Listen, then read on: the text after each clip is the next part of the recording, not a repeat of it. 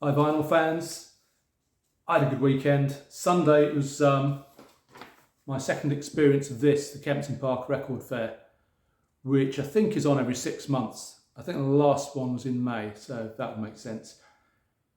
Like it says, 150 tables. I think there were more tables than that in the end. Fantastic record fair. I can thoroughly recommend it. I know a fair few of the dealers that by now.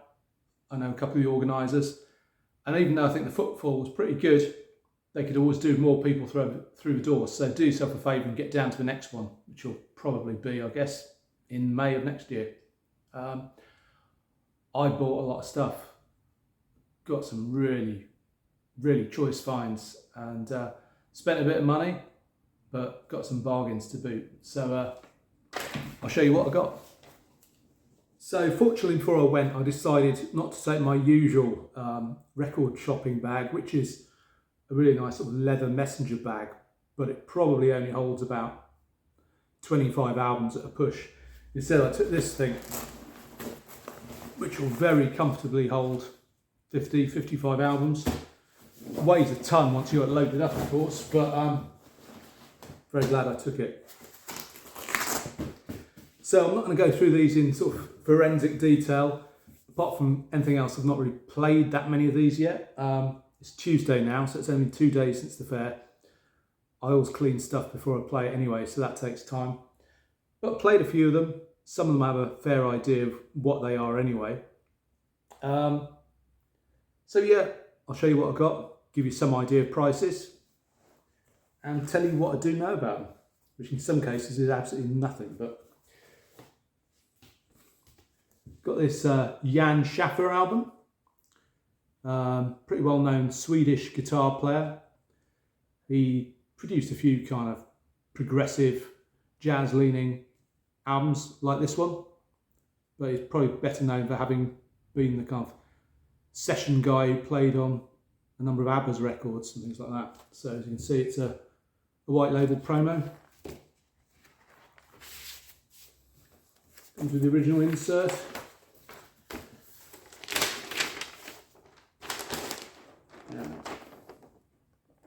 You can see it's in really nice nick.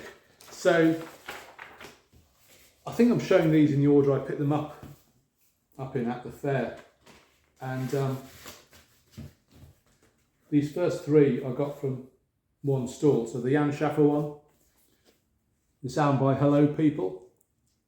Now I kind of reserve judgment on this band. I do have a couple of their albums. One of them is sort of mildly psychedelic, another is more sort of straightforward 70s pop. This one looks like it's probably leaning towards the glam side of things, but I thought I'd give it a go. And I also got this Lucifer's Friend album, which I know is their more sort of commercial AOR period, but I'm sure I can live with that. And these three albums, it's 3 for £5, so I have no complaints there. I picked up I don't know if it's an original, but it's certainly a very early pressing of The Cure's 17 Seconds album, which I've been after an early copy of this for a long time. My introduction to The Cure was their track A Forest, which I've always loved. It's taken me since 1980 to get around to getting a copy of this album, so I'm really pleased to have that. This was my big buy of the day. Big Sleep's Bluebell Wood. And this is an original pressing on the Pegasus label. I'll show you that.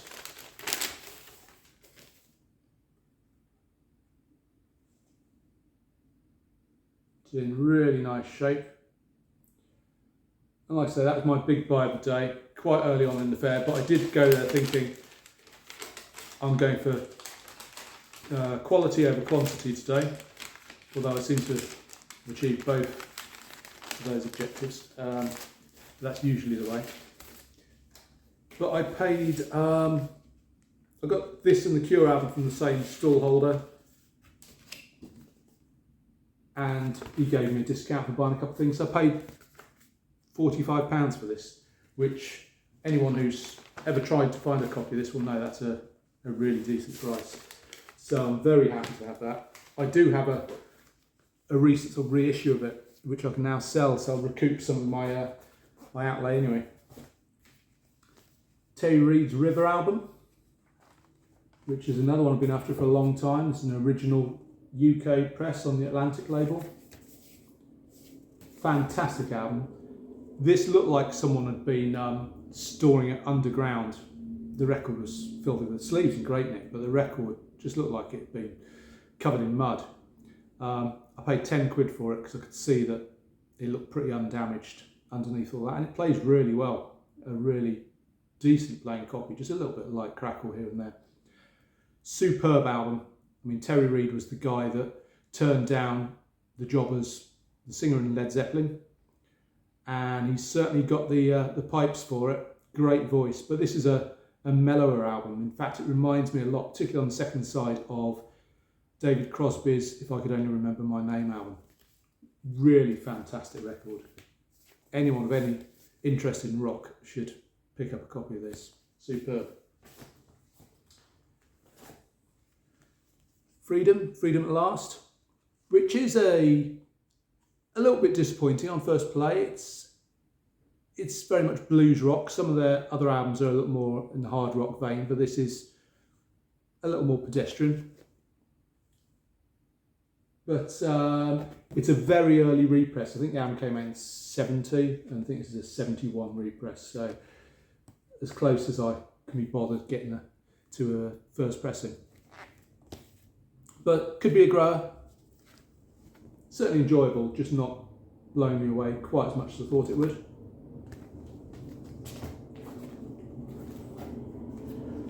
I bought a new and sealed copy of Chris Cornell's No One Sings Like You Anymore album, which is his album of covers. He does his cover of Guns N' Roses' Patience and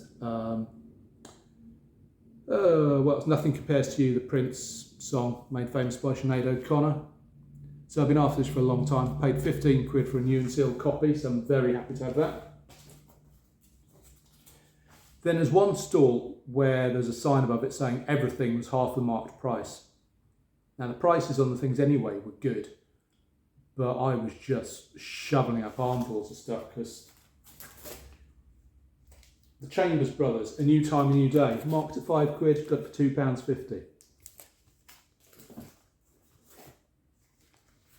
The Ship, got it for £2.50. And this is a release on the Elektra Records label, produced by Gary Usher. Immediately made me think, well, this is going to be quality.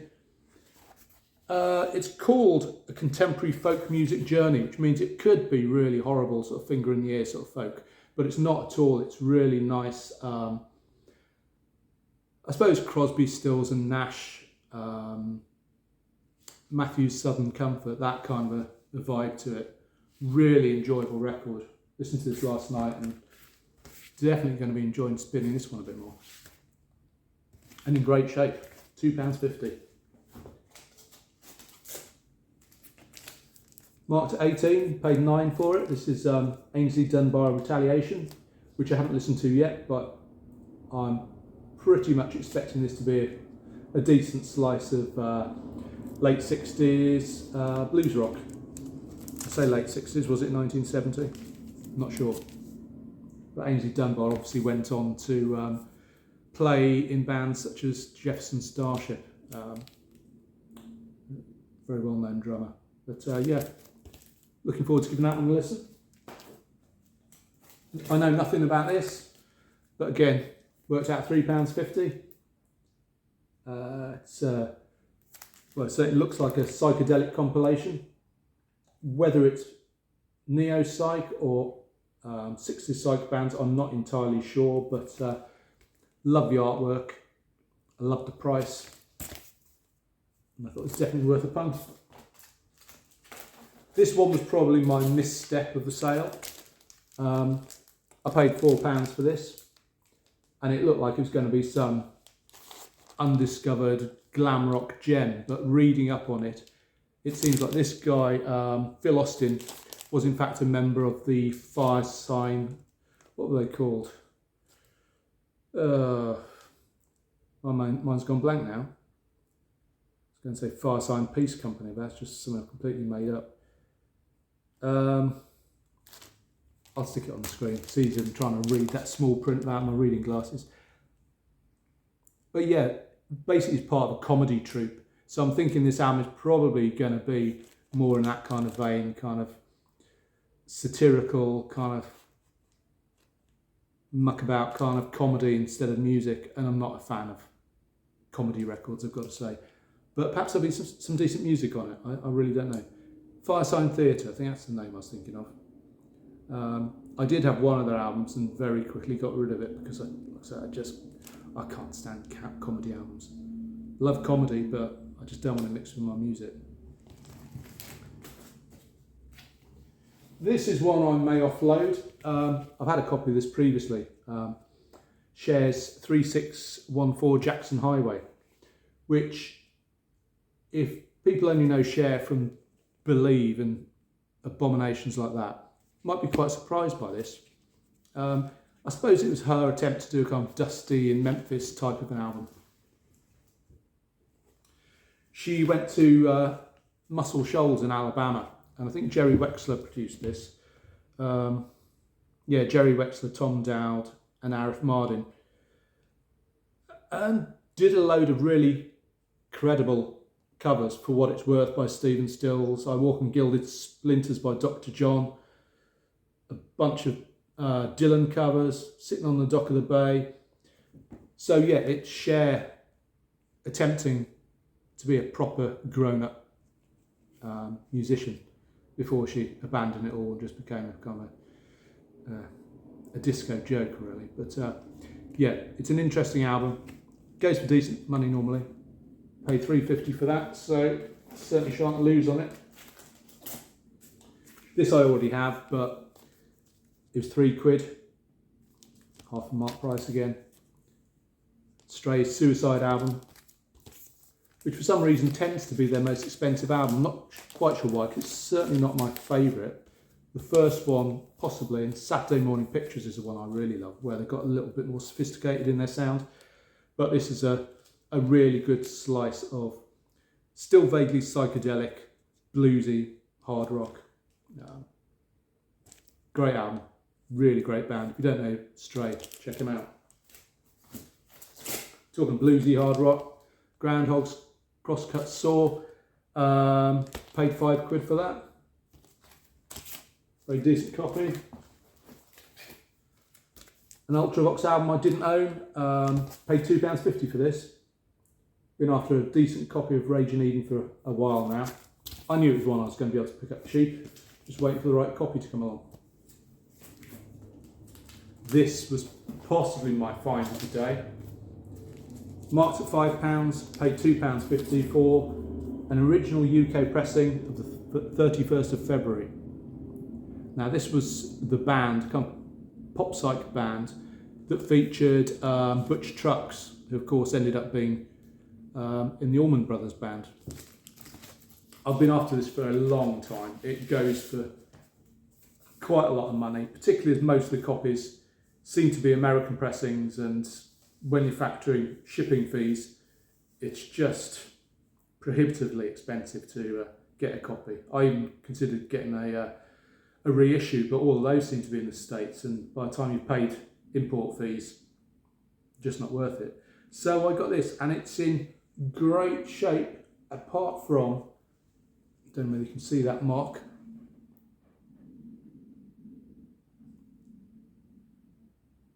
Well, it's not showing up great, is it? But there is a mark there. And yes, it's feelable, but for £2.50, I figured it was worth the risk. And as it happens, it just makes a few sort of light pulses for the first couple of tracks, but nothing intrusive, nothing that gets in the way of the music. And I'm not complaining. Great find, that one. Love it.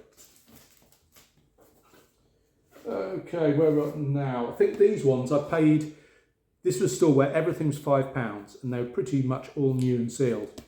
No idea who they are. The Silver Machine, I mean the name suggests that they're fans of Hawkwind, and certainly the hype sticker on here suggests that for fans of Spiritualized, Spaceman 3, Wooden Ships, and Nick Turner's Sphinx. So yeah, £5. Couldn't miss with that one. Another one that was a new one on me. Again, I've opened it now, but this was sealed as well. Nightlands and Moonshine. And again, had to just go on what the hype sticker said, and it said, Nightlands make records that embrace the most atmospheric, ephemeral elements of pop and soft rock, relentless musicality, production wizardry, and really good songs. So, looking forward to that one. This was one that sometimes when you spend as long looking at records online and researching and digging through reference books and stuff as I do, things just stick. And you may not see this record that you've been reading about for 5-10 years, but when you do, there's immediately this kind of moment of recognition. And this was one of those moments. I saw this, and this was £5, new and sealed as well. It's a reissue. It's not the original 1977 release, but even this reissue is pretty thin on the ground. So the Vic Trigger Band. I mean, you'd have to have read up on this to be drawn in, because that sleeve does not say hard rock, but that's exactly what this is. It's a great hard rock album. Vic Trigger is the guitarist and lead vocalist on here. And this brings to mind, I suppose I get bits of Robin Trower on this, bits of the first Ted Nugent album. What else? There's something else that occurred to me. I listened to this the other day. No, not coming to me. But great guitar throughout. Really in-your-face guitar. I mean, it doesn't get the best review in... oh, jeez, where's my brain at today? Well... The Endless Trip? No, not The Endless Trip. Hold that thought. And I'm back. The Acid Archives. God, where's my brain at? Yeah, in the Acid Archives, it's pretty much dismissed as being okay guitar playing and nothing else of any note, but I think this is fantastic. And the other artist I was thinking of, it reminded me of, was Terry Brooks, who did albums like Translucent World, which, you know, his material is definitely something that anyone who loves in-your-face guitar should check out. Very much in that vein. So very happy to have this. Really delighted to have it. Great album. Only picked up my first Chameleons album a few weeks ago and got another one. I'm assuming collection of classic early recordings. I'm assuming this is perhaps early B-sides, perhaps demo versions. Got a bit of damage there where it's obviously stuck to another record, but I can more than live with that.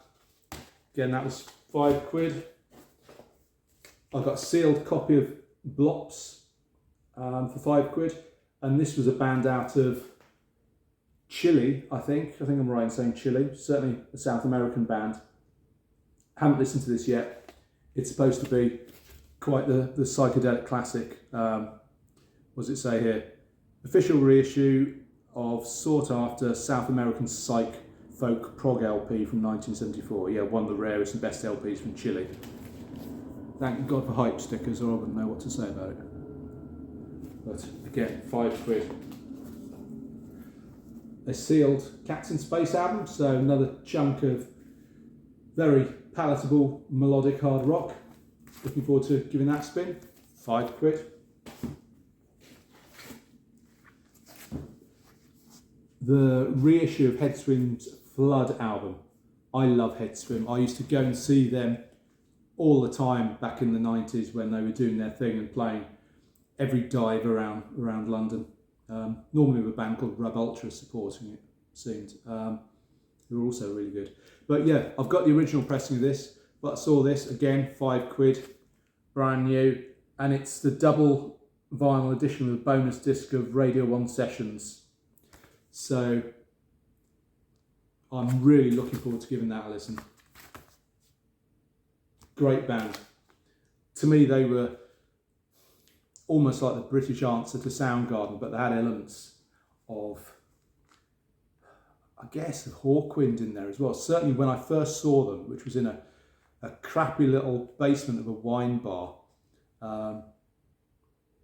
they really, really reminded me in parts of Hawkwind, just because they had those sort of spacey sort of keyboards going on. Great band.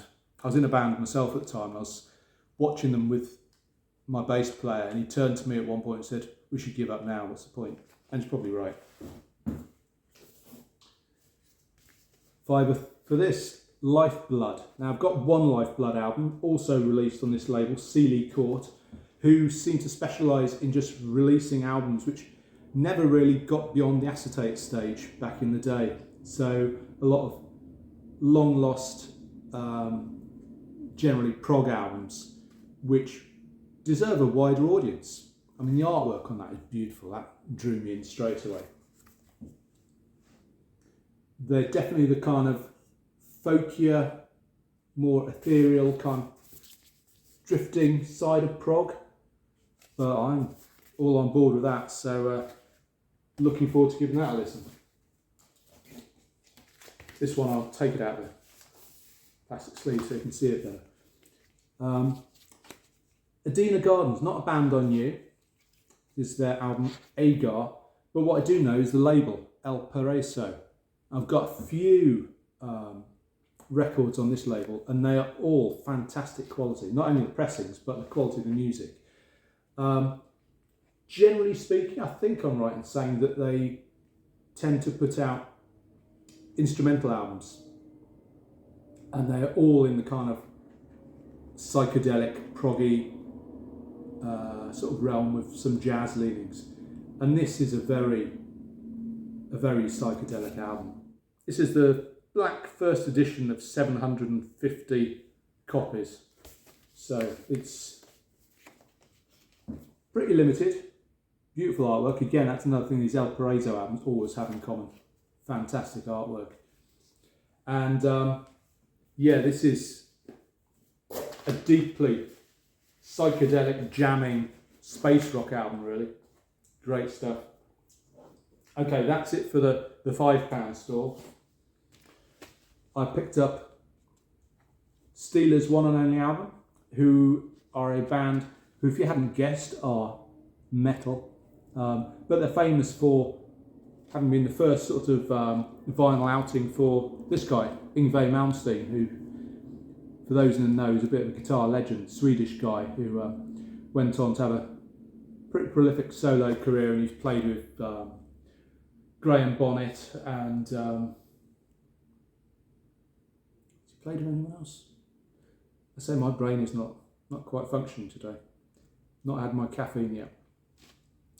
Also has Ron Keel on vocals, who went on to form the band Keel, who I always thought were a bit shit. But yeah, be interested to hear what this is like. I mean, Yngwie is a bit of a guitar god, so this is a find. I lumped this in with a bunch of other purchases from the one stall, and I paid 10 quid for this. And 5 quid for each of these last four I'm going to show you. High on Fire, not played this yet, again, new and sealed. Apparently this is a limited edition in grape coloured vinyl. Now High on Fire are one of those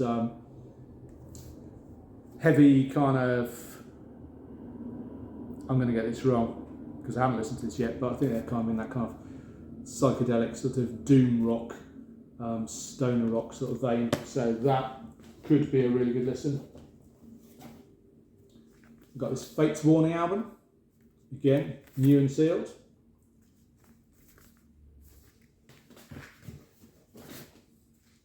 I've got Electric Wizard's debut. This is a reissue on Rise Above Records. Listened to this yesterday. It's good. It's good doom rock again. I would say it probably lacked a little bit of originality, or quite a lot of originality, but it has some really good moments. I think it's one of those ones, familiarity will probably yield some little treasure in it for me. Comes on this green sparkle vinyl, which I'm always hesitant to stick on the turntable because I just think you're sprinkling loads of impurities in vinyl, which are going to end up breaking the surface and messing with the stylus. Looks nice, but is that something I really want on my turntable? As it happens, it plays great. The last one I'm going to show is this, which was a little bit of a screw up on my part. This is Porcupine Tree, and it's live closure continuation, live in Amsterdam. I didn't look very closely. I thought this was a standalone album, but looking at it, it says it's sides C and D, and what it is, it's part of a triple album box set, which was available, and which I didn't buy probably at the time because I thought that's a lot of money for a triple album for songs I have studio versions of. But, you know, I paid £6 for this, new and sealed. I'm missing records 1 and 3, but I'm sure I'll get some enjoyment out of it anyway. I mean, I love Stephen Wilson's stuff. Porcupine Tree, fantastic. So that will be a good listen, I'm sure. I've probably got about a dozen other records which I'm not showing just because they're either duplicates of what I've got here or the things I bought specifically to sell, to try and claw back some of the money I spent on this lot. But a great record fair. So if you do get the chance to go to Kempton Park in, I think it'll be May next year, do go along. You'll be doing the organisers a favour, and you'll be doing yourself a favour as well, because there's so much stuff to dig through. It's not very often I go to a fair and I actually skip stalls or can't be bothered going through a box. Normally I do everything, but it's impossible to do it in a day. I ran out of money anyway, so hey. So that's it. See you in the next video. Take care. Bye for now.